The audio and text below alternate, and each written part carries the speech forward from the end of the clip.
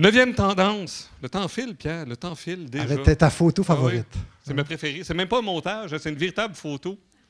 Ça fait partie du top 10 2015 des photos naturelles primées. Ça me parle, moi. Je me reconnais dans ce petit lézard. Non, ouais, c'est cute, en tout cas. Excusez-moi. Le mieux-être. La question, on a souvent et longtemps parlé de bien-être et on commence à parler de mieux-être. Citation ici de 1703. Est-on bien, on brûle aussitôt d'être mieux. Cette idée-là. On avait parlé un peu, puis on y reviendra rapidement sur la question des objets connectés. Ce souci de la performance, de mieux faire, de se mesurer à soi-même, de se mesurer aux autres, fait partie de ces tendances-là qui étaient amorcées et qui devraient se confirmer et même s'accentuer de façon importante d'ici 2020. Le mieux-être fera partie de cette chose-là. Hein?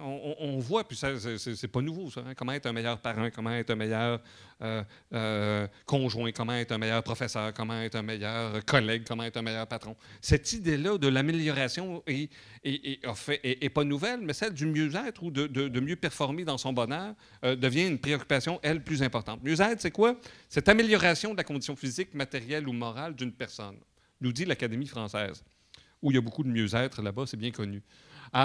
Et ce concept-là, j'aime bien l'expression américaine qui dit « Nous sommes money rich, time poor ».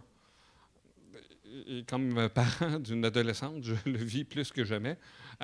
Comment on a les moyens confortables de bien vivre et de manger tous les jours. Hein? Ce que je rappelle à ma fille que c'est un bonheur. On est chauffé puis on fait ce qu'on veut dans la vie. Mais comment nous avons tout sauf du temps. Et cette idée-là, donc, le temps de loisir devient de plus en plus rare et de plus en plus valorisé. À ceux qui s'inquiétaient de l'avenir du tourisme, j'espère que les premiers chiffres vous ont convaincus et que cette tendance sociologique-là vous convainc également. Nous sommes à la recherche donc de ces expériences inédites, plus riches, plus intenses, plus profondes, parce que tout a été essayé à toute fin pratique. Et cette quête de sens-là, ce besoin de rentabiliser l'expérience par l'amélioration de soi, c'est vraiment la différence. Si vous avez quelque chose à souligner en jaune, c'est pas mal celle-là. Rentabiliser son expérience par l'amélioration de soi. Donc, cette idée-là que la formation continue, on travaille beaucoup, on a parlé des MOOC, donc de Massive Online Open Courses, cette idée de conquête relationnelle utile à la profession, hein, cette idée de réseautage, hein, des outils comme LinkedIn, ces outils comme Facebook, qu'est-ce qu'on fait quelque part? On est dans un réseautage, on est dans le développement de nous-mêmes, et pas toujours tout aussi désintéressé que ça devrait l'être, mais dans ce souci d'être une meilleure personne ou d'un meilleur employé. Cette idée de la culture générale, cette idée de la forme physique omniprésente, cette idée, cette volonté, je dis, il n'y a pas un de mes amis Facebook qui ne fait pas un demi-marathon, calvaire. Arrêtez-moi ça. Ça m'épuise. Excusez-moi. La redécouverte des valeurs humaines, se recentrer sur la famille et les amis, c'est fabuleux. On n'aura jamais été autant paramétré, utilisé, outillé, et on redécouvre effectivement cette volonté-là de repasser du temps ensemble. Et c'est un paradoxe, hein, c'est pas clair. Quand je parle de cette tendance-là, et vous sentez l'humour que je mets là-dedans, c'est pas évident. Et on parlait de l'hybridation des lieux tout à l'heure. On est à la recherche de nouvelles choses. Et là, toutes les études qui disent que c'est désormais important de faire une sieste au bureau, que c'est important de travailler assis sur un ballon au bureau, non pas sur une chaise. Là, je n'ai pas mis des photos, vous l'avez vu, il ne faut pas être assis comme ça. Donc, c'est comme des chaises de dentiste où vous avez de l'écran, vous êtes capable d'être soit debout, complètement à l'envers. Et là, évidemment, que ce soit nos amis de L'Oréal, Yahoo, Facebook, Google, un fonds d'investissement, là, ça, c'est du monde sérieux avec des cravates. Même ces gens-là ont des stations de relaxation maintenant parce que c'est important de se recentrer sur toi parce que... Et donc, l'hybridation des lieux et des fonctions et des métiers et des tâches devient à tel point qu'on doit trouver des moments de repos et de recentrage sur soi-même. Et derrière l'idée, on le comprend très bien, c'est d'être plus performant encore une fois. L'exemple d'Evan Hotels qui a développé, d'ailleurs, c'est son espèce de cédule, vous devez faire 4 choses chez nous. Nous vous permettons de faire 4 choses quand vous venez dormir à notre hôtel. Fabuleux, hein? Donc, vous êtes capable de demeurer actif. Donc, on n'est pas là juste pour se reposer. On va faire en sorte que vous allez vous reposer mieux. Il y a le paradoxe ici, encore une fois, que vous allez manger mieux et qu'au bout du compte, vous allez accomplir davantage. On est dans cette logique-là, vous comprenez? Il y a une espèce de puritanisme derrière tout ça, que le mieux-être va être une pulsion extrêmement importante et l'industrie touristique aura avantage à y répondre. On ne pourra pas juste être un pourvoyeur de services ou de structures, tout simplement. Les objets connectés sont là pour le mieux-être. Hein. Vous avez vu, c'était le Consumer Electronics Show de Las Vegas. Chaque année, on va dans la démesure des objets connectés.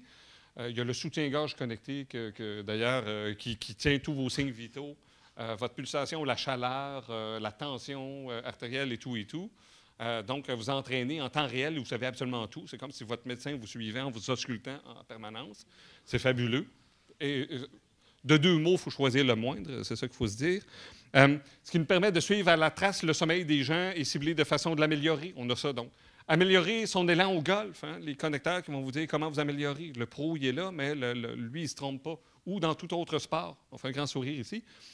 Je n'irai pas dans le détail, mais je voyais hier l'université, je pense c'est Cornwall, l'université ontarienne, qui vérifiait le danger dans les rapports sexuels entre hommes et femmes, particulièrement.